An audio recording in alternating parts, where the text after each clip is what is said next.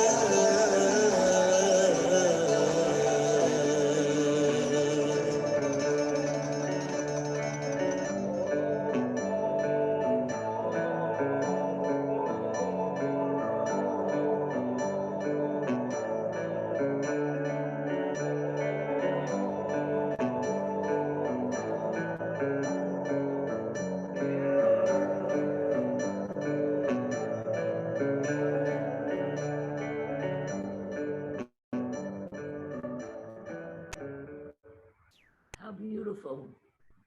Um, how absolutely lovely.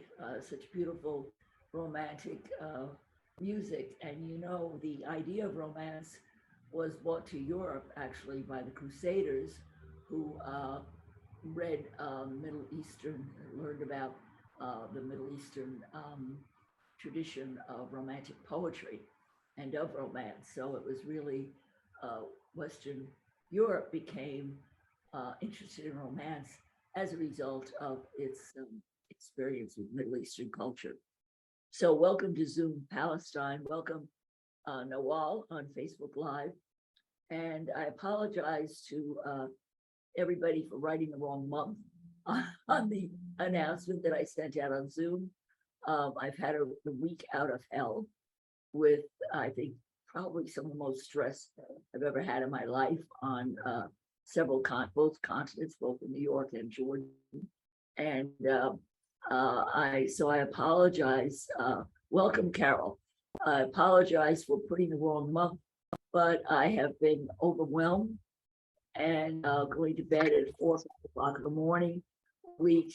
So I'm sleep deprived, stressed, and I wrote the wrong month on the announcement. So I apologize to everybody who got that Zoom announcement with the wrong month in the title.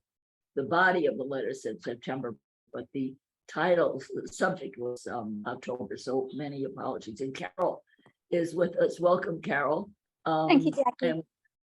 And we have a few people on Facebook Live with us. So we're going to start with what we normally do, which is to look at the latest things that are going on. There's so many things going on. I just got a notice from from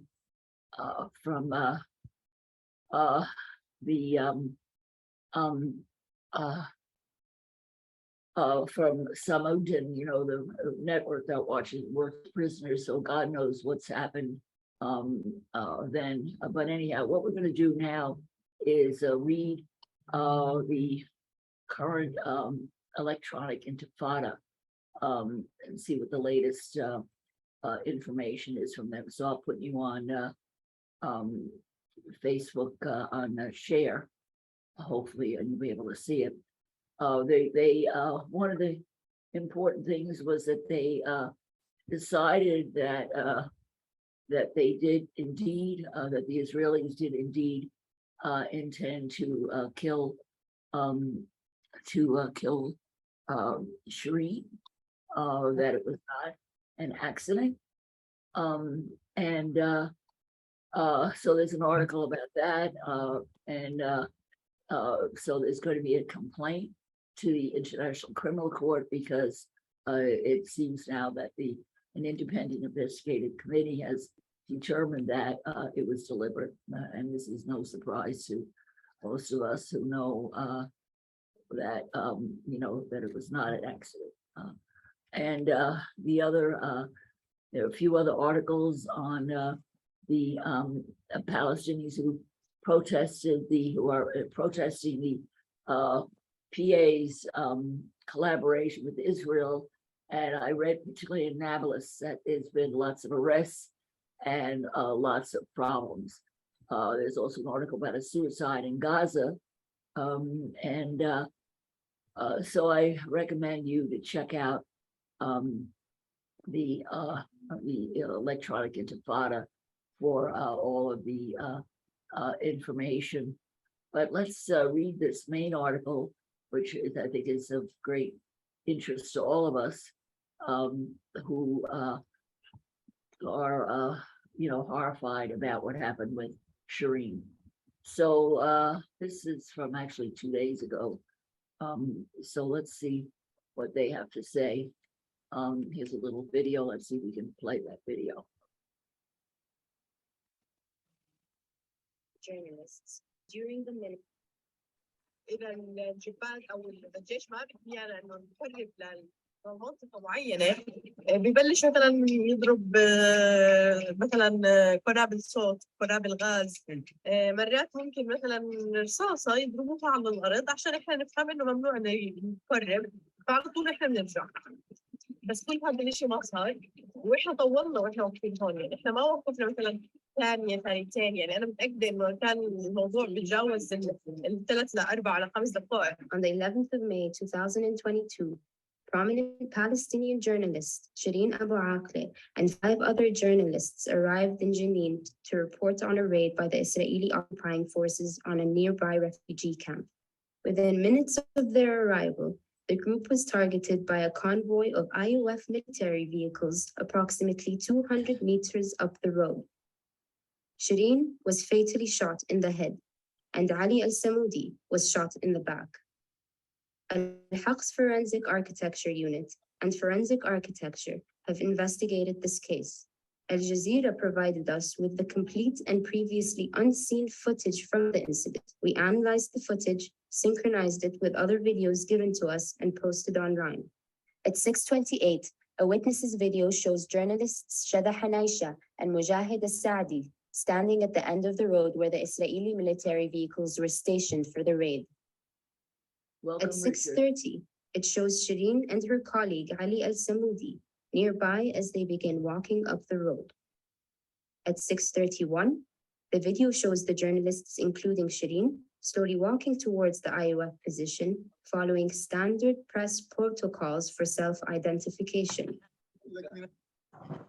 Less than a second later, the first round of shooting begins, with 6 single shots fired at them in rapid succession from the IOF position. Seconds later, the Al Jazeera camera starts rolling.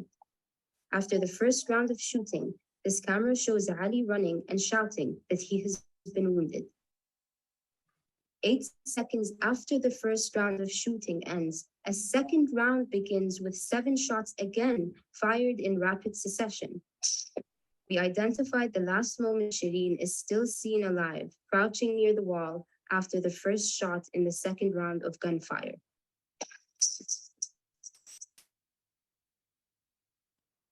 We then hear Shada call for help.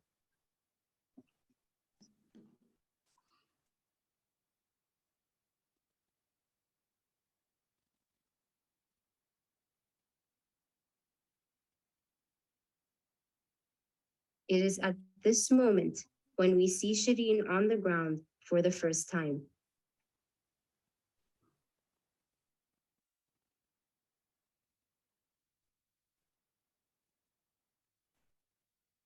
Shada is hiding behind a tree, unable to reach her. We undertook an extensive drone survey to construct a precise 3D photogrammetry scan of the scene. We located all cameras within the model and reconstructed the precise positions of the journalists at important points throughout the incident. As they were walking towards the IOF's position and identifying themselves as journalists, as the IOF fired the first round at them, as the second round of shooting began and we last see Shireen alive, after Shireen has been shot and is lying on the ground. We also identified and reconstructed the precise position of the Israeli forces, a convoy of 5 armored vehicles seen here 3 minutes before the shooting. We identified the armored vehicle from which Shireen was shot. It was parked sideways with a shooting hole here. The bullet retrieved from Shireen's head has a green tip and is a common type of ammunition used by IOF marksmen.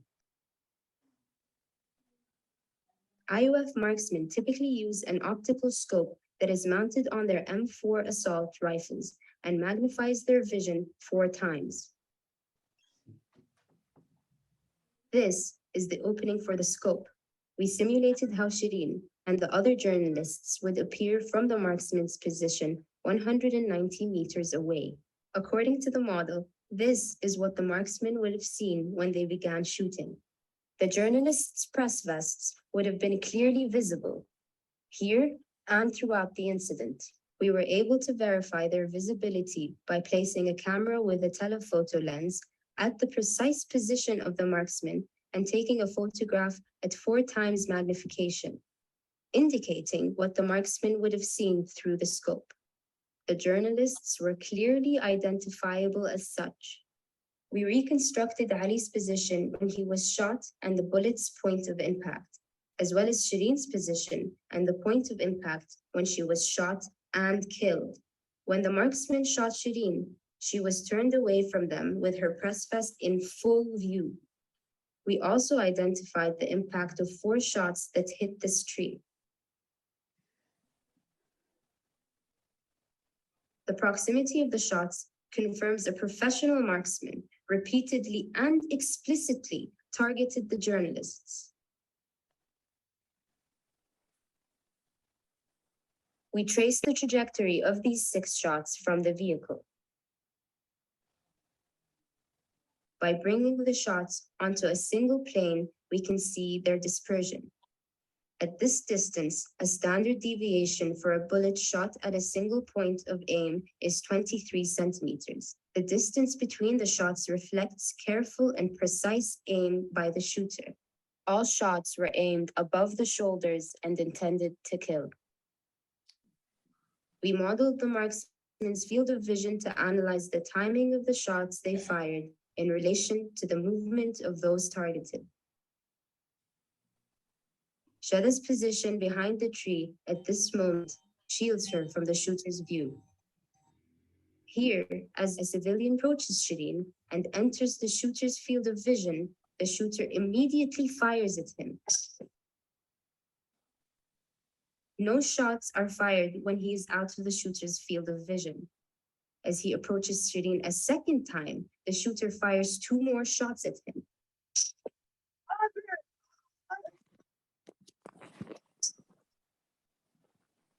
The timing of the shots in relation to his movements across the field of visibility confirms that the IOF targeted the civilian and in so doing deliberately denied medical aid to Shireen. Footage from closely before and after the incident shows no other person between the journalists and the marksmen in the armored vehicles. They also show no armed persons near the journalists. Sound analysis of the video capturing the incident confirms that the only shot fired in the 3 minutes preceding the shooting of Shireen came from the IOF's position. 2 minutes before the incident, a shot is fired from the IOF position. We confirmed this by comparing its sound signature to the signature of the shots fired at the journalists.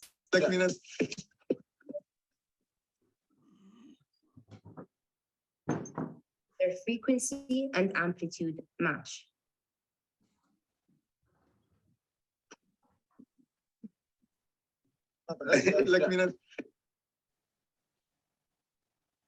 In the 2 minutes before Shireen's shooting, no shots are fired at all. No other shots in any of the footage analyzed came from the vicinity of the journalists. The slow movement of the journalists towards the IOF's position before the incident supports the assessment that there were no other fighters, nor was there any crossfire at the time of the incident. Shada Hanaisha's testimony also confirms that there were no armed individuals in between the journalists and the military convoy, nor was there any crossfire. كان في جو مزاح، كان في مدنيين، كان في سيارات بتروح وبتيجي، لحد ما تحركنا ما كان في أي صوت لإطلاق نار حتى لو بعيد، يعني ما كان في حوالينا إطلاق نار اللي يخلينا نحس إنه في اشتباك يلا نهرب أو نتخبى. لا، كان وضع كثير رايق.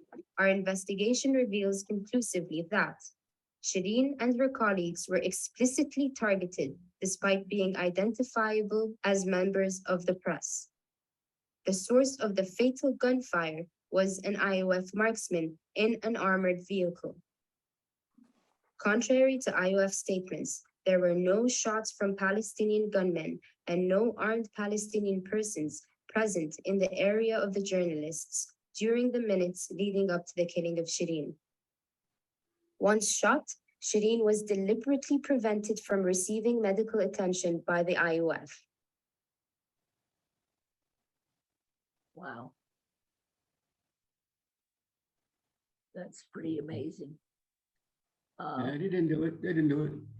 We know, most of us know this is what happened, but it's wonderful that now we have the technology that so precisely can track what happened. It's just really, really unbelievable. So welcome, Richard. Nice to see you.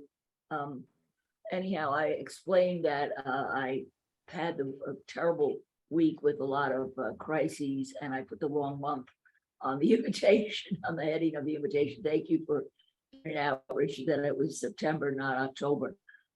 So many people are not going to be on tonight.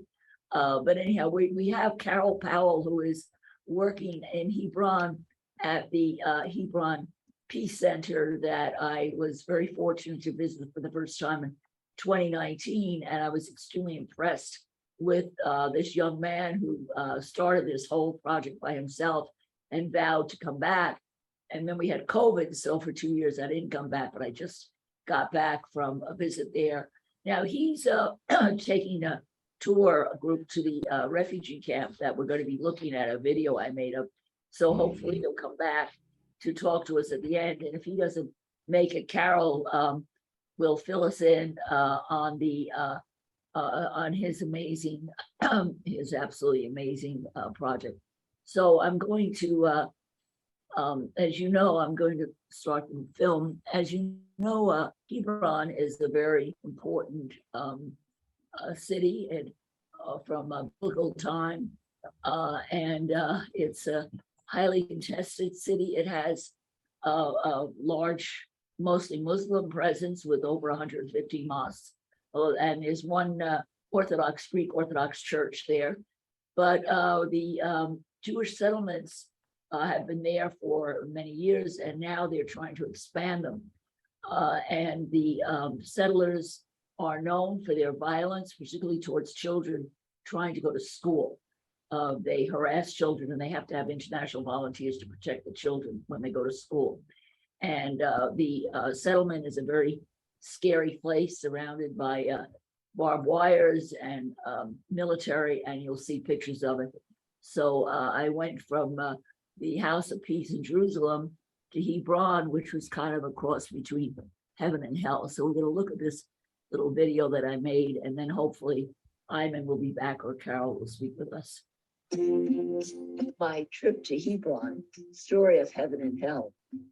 I left Abraham al-Hawwa's House of Peace on my trip to Hebron, story of heaven and hell.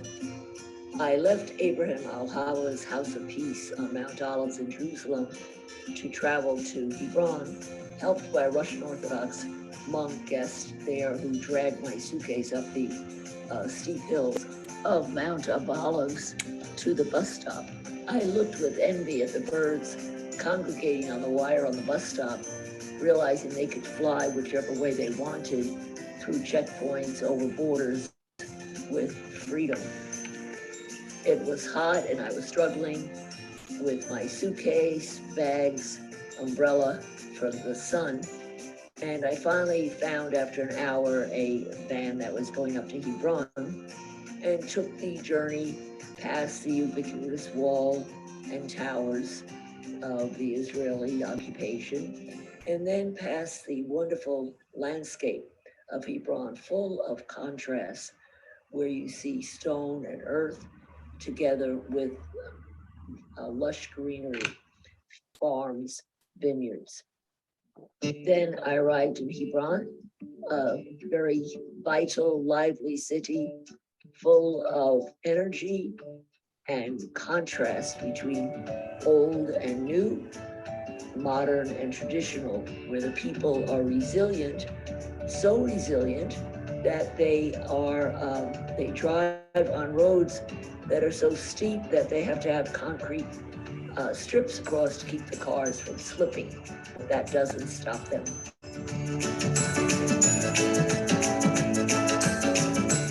My host was the amazing Ayman Al-Falkari, who began his not-for-profit project, the Hebron Hope Center, in 2011 as a very young man, to help the community deal with the economic, psychological, and cultural effects of living under Israeli occupation.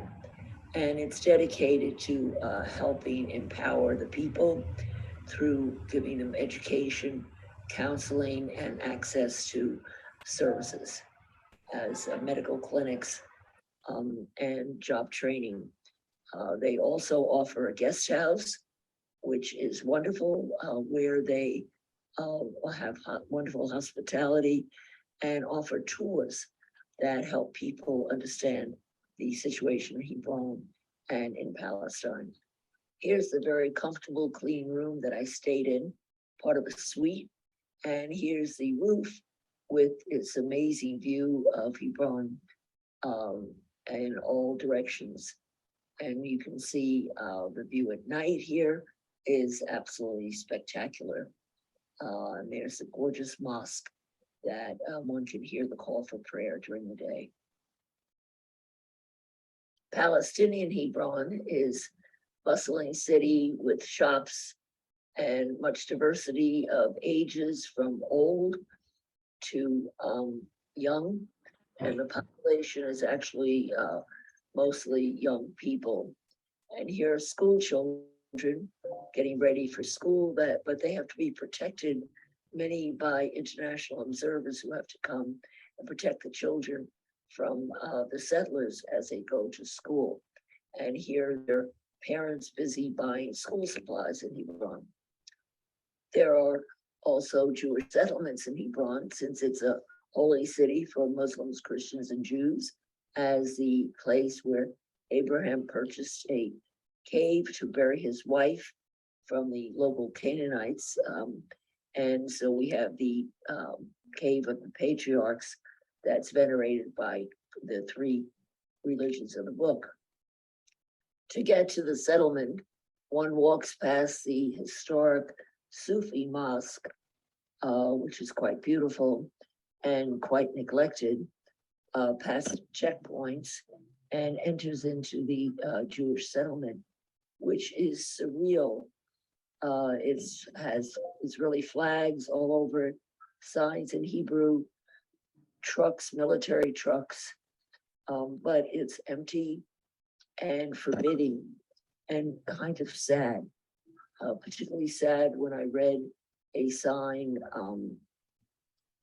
that read that Hebron was a pious community full of the Torah, kindness, and charity, which is the exact opposite of the way the settlers behave, because they're full of violence, hatred, bigotry, and busy stealing land and homes from Palestinians. One holds one's breath while going through the checkpoint, and then you're relieved when you're finally out and back into the vibrant Hebron of the Palestinians, where the only creatures in cages are the pigeons, with the best falafel I've ever had in my life. And the vitality and life of the people, the Palestinians and Hebrons, is truly astonishing. The city is full of excitement, energy, and hope. They live under siege, face death constantly, and yet have determined to survive and to thrive. This resiliency is reflected in Ayman's Hebron Hope Center, where he invited me to paint a mural with the children welcome on the wall of, by the entrance. And I had a wonderful time with the children painting for a day. And we produced quite a nice little mural.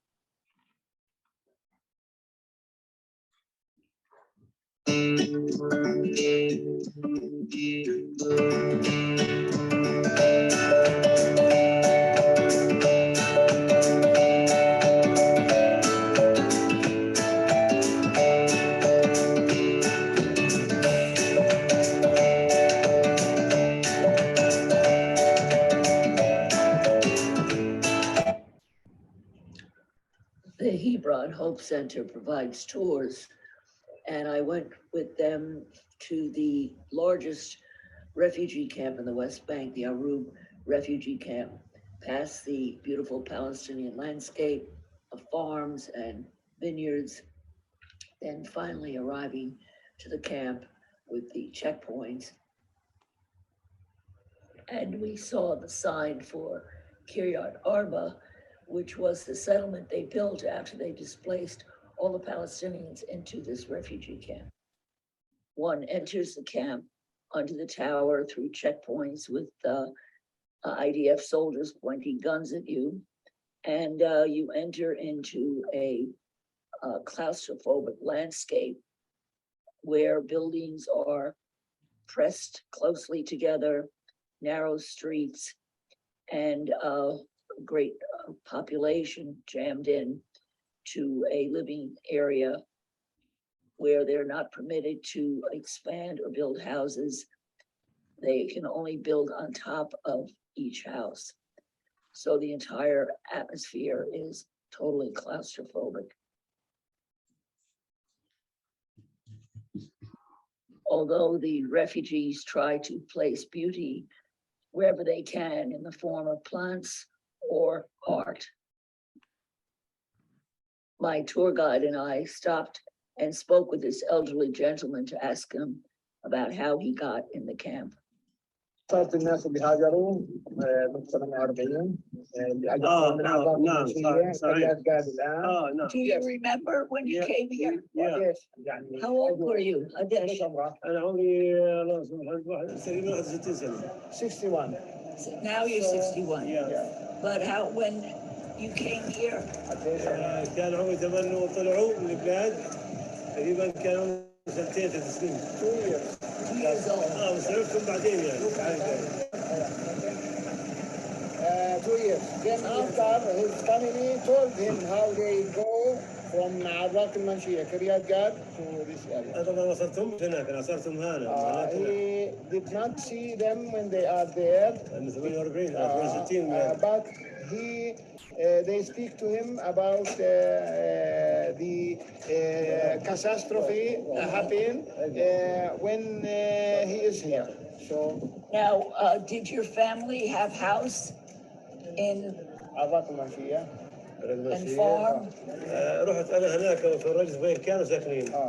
يعني رحت أنا على المنشية شفت وين كانوا ساكنين أبوي وأمي وأهلي وأرضنا وإخوالي وأمي وأبوها وإخوانها كلهم. He went there, has a permission to Arbat al-Manshiyah, and he see the house of his family there. And he speaks from the old people older than him, where they live, where they but Israeli did not allow him to return back. They said to him that you will leave, you stay in Arroub, not here. Did he have house there? Yes, they had. Bait? Bait, farm? Yes, farm. Yes. Farm. لا مش مزرعة ما في مزرعة بس بيت. Just bait. بيت للأولاد. House. I'm so sorry. Thank you. Thank you. And many people in America, I'm from New York, many of us are for you, are for Palestine. هم بيأيدوا نعم. الفلسطينيين. ما هو ذبحنا أمريكا أصلا مين ذبحنا غير أمريكا؟ Even Jews in America many are for you. Yes. بعض كمان معظم يعني في كثير ناس من بعرف نيويورك صحيح يهود طيب. معانا معانا حتى يهود نعم صحيح So we pray for you. We write letters. إن شاء الله We yell it. We go in the street with marches إن شاء الله all the time.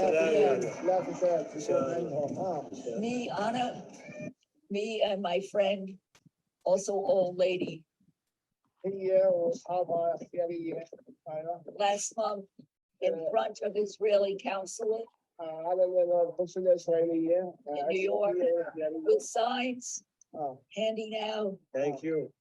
telling people. Thank you. Thank you. يعني هم بيحتجوا على كل الممارسات. وهم بيفتخروا فيهم بيعتزوا فيهم بس بده اكثر من الشعب اليهودي. That many people supported Palestinians, but we need more and more supporting to succeed. Help is on the way. Help is on the way. يعني It's coming. يلا. شوي شوي. النصر قادم على الطريق. We love you, Palestine. كمان يا شيء. كيف يقولوا محمد ضيف على الطريق؟ نعم. الطريق. إن شاء الله إن شاء الله. شكرا كثير. Thank you very much. كلها قهوة شاي عصير عادي. As we continue walking under the watchful eyes of the IDF through the narrow streets in this dystopian hell, we notice that it's relieved by beautiful artwork on the buildings.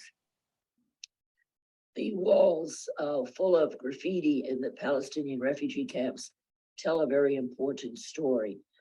The people in the camps are refugees from the 1948 Nakba, and as long as their freedom of movement is denied or controlled by Israel, the border is embodied by each inhabitant of the camp, who then is considered borderized.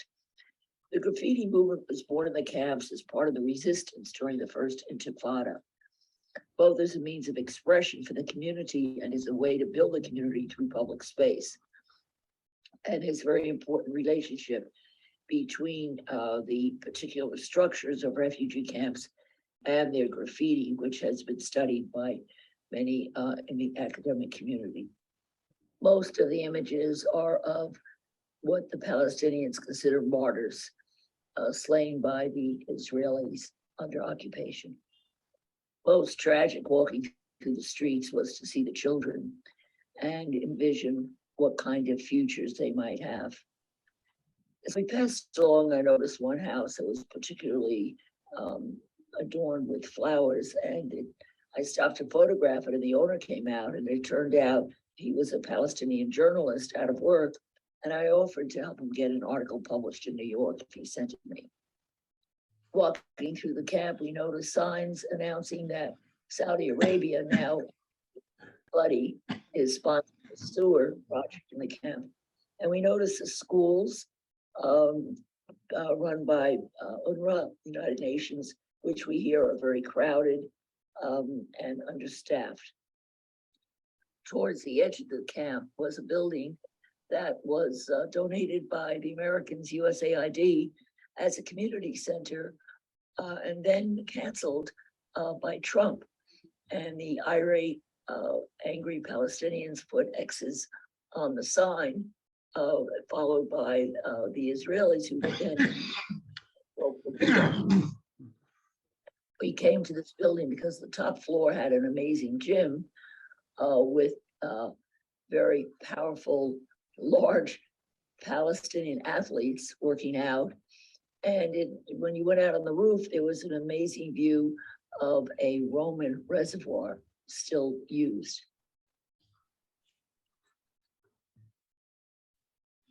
The director of the gym politely bought us water because it was very hot and coffee, and told us about his vision for a after-school program of football or soccer for the children, because the UN schools have no longer funds for after-school activities, and the children, especially the boys, get in trouble throwing stones at the IDF soldiers causing many events, tear gassing and shootings.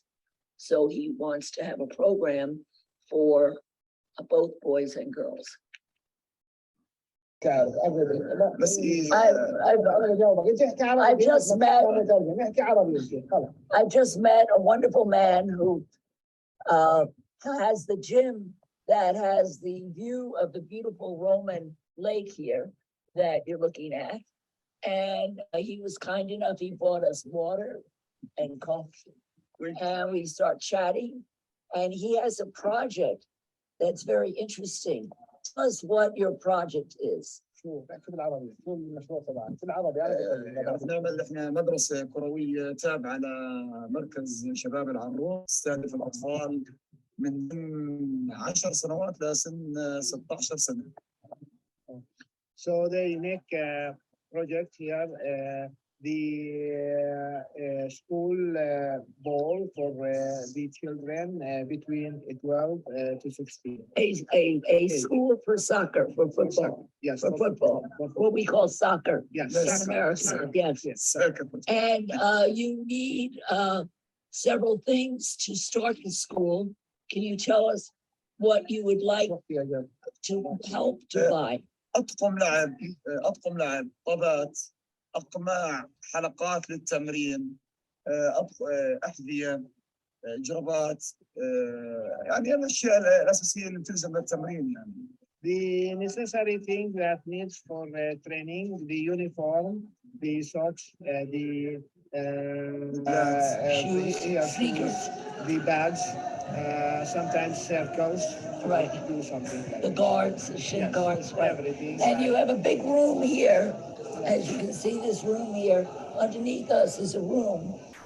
This is the roof. And he has a large room so the children can play inside or they can play across the street in the school. Has it. And I think it's a wonderful project. What is your name, sir? Shu Ismak. عطا جوابه. Okay, very nice to meet you. I hope we can help you. Thank you very much. Thank you, shukran. Thank you. Bye.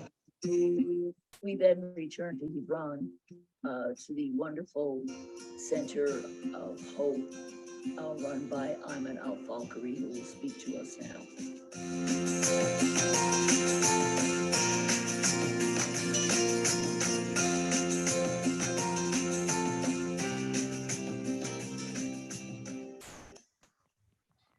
Okay, so that's a little video I made from my trip.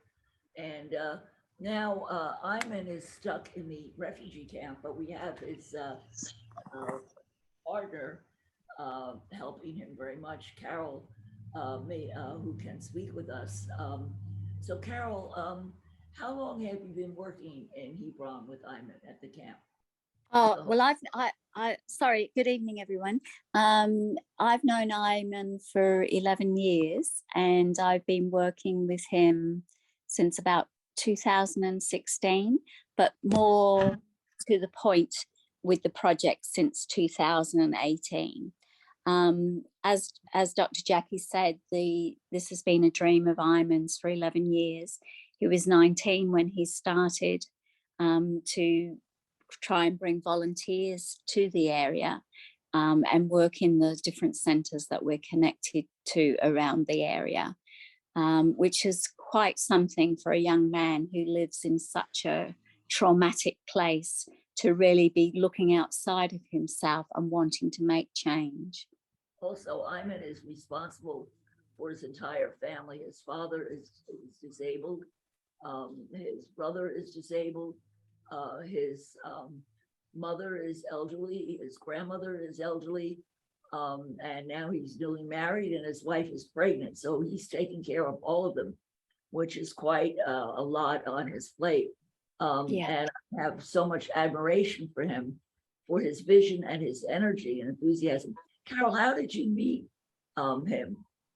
I was working in Hebron with one of the international protective presence teams, an organization that at the time was called Christian Peacemaker Teams.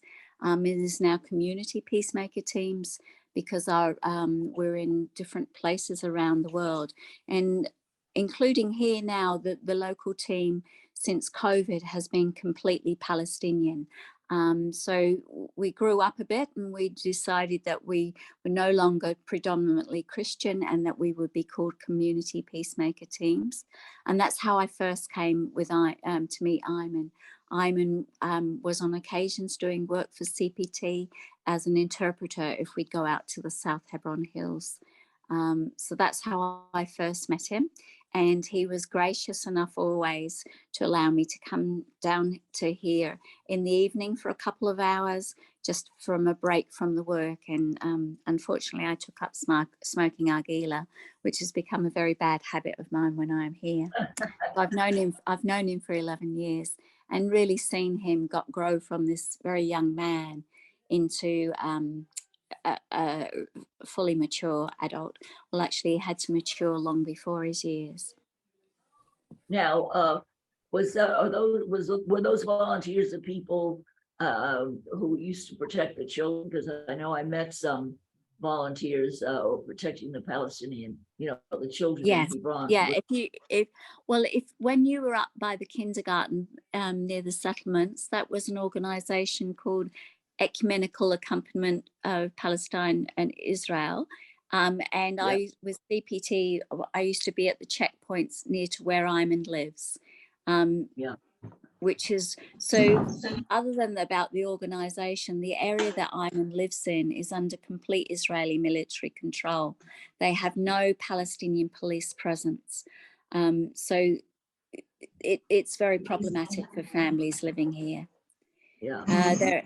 There are 2 checkpoints that lead to the area, and the Israelis often come through those checkpoints. Sometimes it's because the children will throw stones at school, going to school at the checkpoints.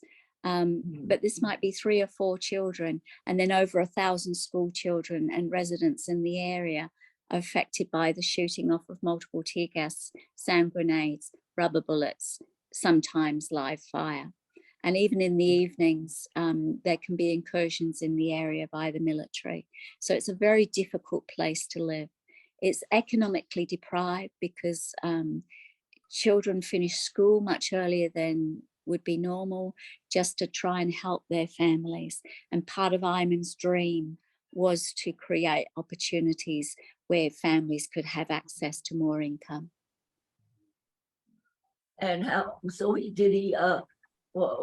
had this idea to help his community. What were the first steps that he took? The very first steps when he was quite young was that he collaborated with the gentleman that you saw in the video with Jackie, Abu Naim, who was a teacher and a mentor of Ayman's, and then a couple of other local teachers, where they would sit and talk together and try and implement this future dream. When I first met Ayman, it was around the time that we were about to build his new house. So as you understand, you can see the apartments. Families live on apartments above each other, so they're always built to keep families connected.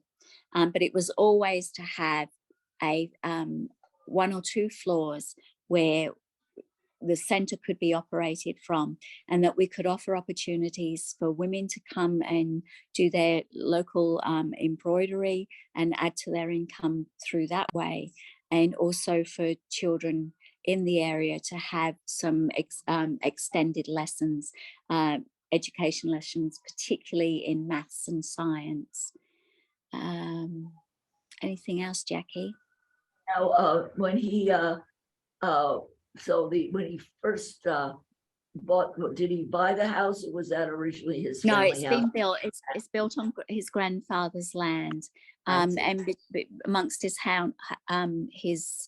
hard work and some support from me, he's managed to complete it, and has been continuing to work and bring volunteers to the area, both to benefit the local community and help people from overseas understand the real situation that Palestinians face in their life, and particularly in Hebron. So we also works as a plumber. he told me he works also as a plumber, or does ceramic work, or does something else to Oh, his help family's business is pottery. His surname is for potters. So think Ayman's passion, as well as his developing for his community, is for tourism.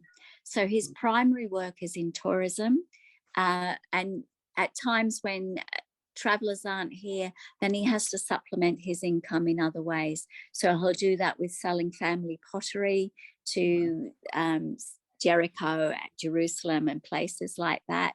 And during COVID, he was actually he was studying at university to be a computer engineer, but because of family situation, he had to leave his education early. And during COVID, he was actually fixing computers that he was bringing in from Israel, doing them up and then selling them to Palestinians, particularly Palestinian students that were in need of cheap secondhand computers. He pretty well turns his hand to anything. Yeah, he's very bright. So how did he reach out to the international community, and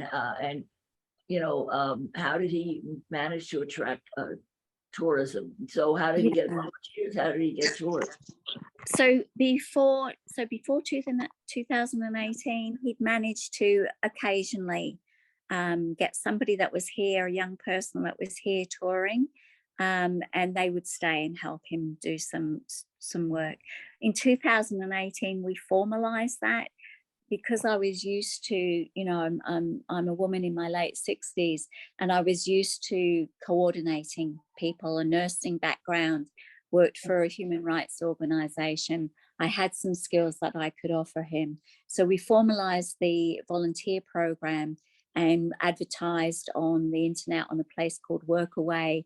Other people would find out about opportunities of coming here, or Ayman, because he has got such charisma, people would be on a tour with him and then find themselves wanting to volunteer for the organization.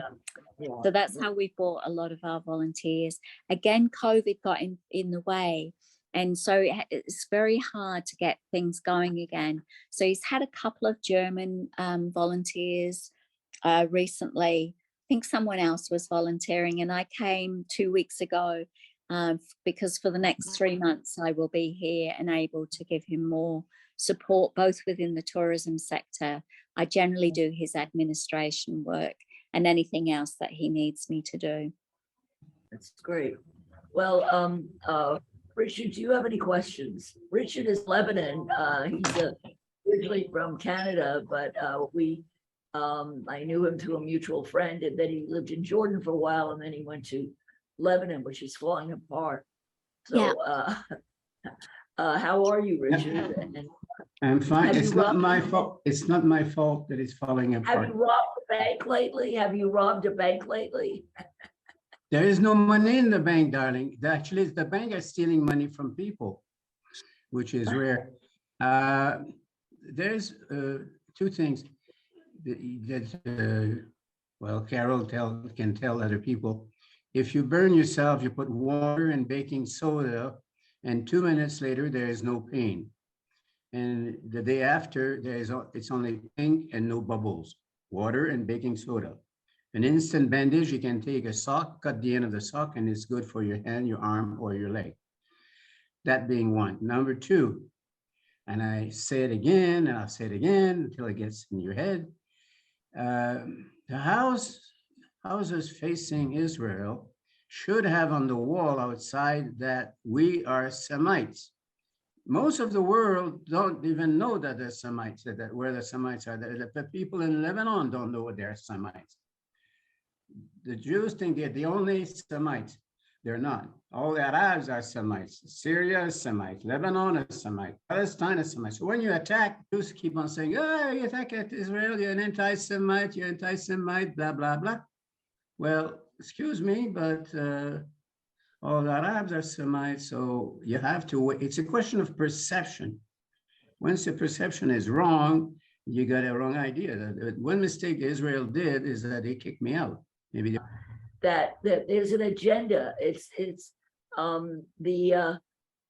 Israelis are very clever at gaining popular support around the world with Zionism, and that they use the anti-Semitic attack in their own interests. They're well aware. They have historians. They're well aware that this entire region is Semitic. But the world doesn't know. They only have a way of telling the world that they're not the only Semite in the world. Right. The world don't know. I mean, when I came in this area, I didn't know it was an Arab, because I thought all the people who speak Arabic are Arab. Lebanese are not Arab, they're Lebanese. You know, I mean, and then down the road, I found out what is a Semite from Noah's son. And this is the problem, is we go with what we learn, and we learn bullshit. Teach the world that they're not the only Semites in the world. Now, I figure if you put it on the wall of the building, well, they're not gonna like that, but it might wake up some people every time there's a camera coming on this wall. It'll be written, obviously, in English. I can refer your idea. There's a number of groups, artist groups now, actually operating in Jerusalem and in parts of Palestine, in areas where houses are threatened with demolition. What I learned about it when I was in Jerusalem, that I didn't have time to join them, but there are artists together painting huge eyes on walls across from buildings that the settlers are planning to move into, and that the Israelis are planning to either give settlers or demolish. So these artists are painting these huge eyes. But I think that's a really good idea, and I will pass it on to some of the arts group that are painting both on the walls, on the apartheid wall, and also just painting around Palestine, that Arabs are Semites. I think it's a really very good suggestion. Well, Carole, thank you so much for joining us. And I'm sorry I didn't make it back, but next week I'm doing something on the Area C. So maybe you can join us next week. Because I have another video that I'm going to make about my trip to Area C, which is truly shocking. So, and I know he knows a lot about Area C. So, can I just quickly add? Can I just quickly add something, Jackie? Otherwise, I'll be in trouble when he gets home.